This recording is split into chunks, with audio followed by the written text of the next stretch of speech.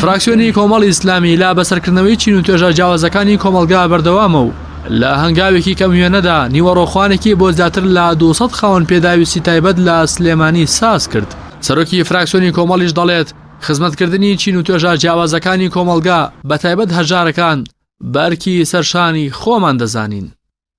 تەنها کەمێک لە ئەرشی سەرشانمان جێبەجێ کردووە. ئەرشی سەرشانمان لە ڕووی دینیەوە، لە ڕووی نیشتیمانیەوە، لە ڕووی نەتەوەییەوە.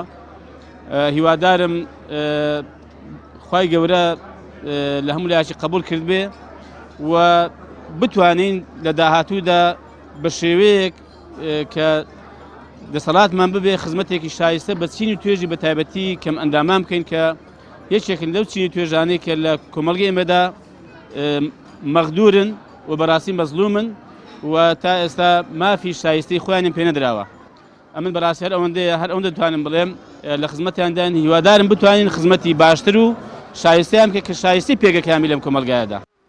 سەرۆکی یەکێتی کەمەندامانی کوردستانیش سوپاسی هەڵوێستی فراکسیۆنی کۆمەڵ دەکات و دەڵێت کۆمەڵی ئیسلامی و بەرپرسانی بەردەوام خاوەن پێداویستیە تایبەتەکانیان لە یاد بووە.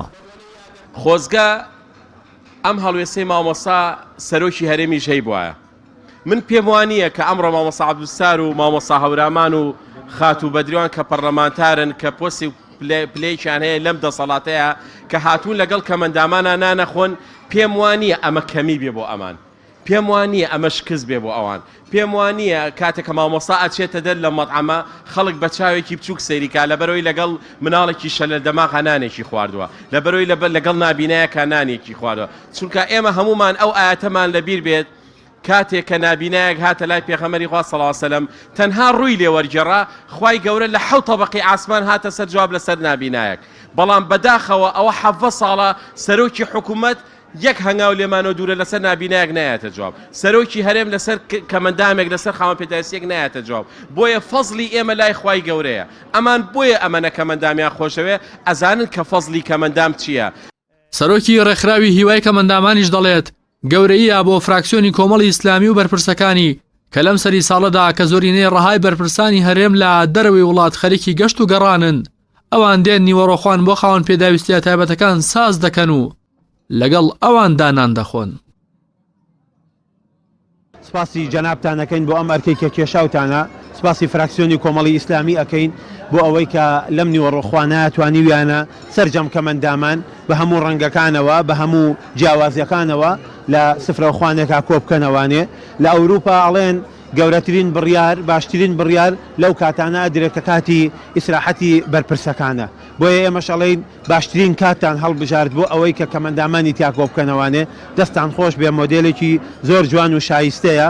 بەڕاستی کەسانی مسلمانی وەک جەنابتان ئێمە هەر شتیواتان لێ چاوەڕێەکەین، هەر هەنگاوی باش و شتی چاک و هەنگاوی خێرخوازانەتان لێ چاوەڕێەکەین.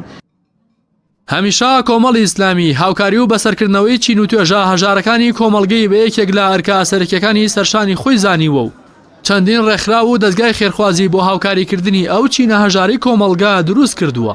هاوکات بۆشەوە نەوەستاوە، بەڵکو و بەرپرسان و ئەندامانی کۆمەڵ بەردەوام چاویان لە هەژاران و نەدارانی وڵات بووە و بەسەریان کردوونەتەوە.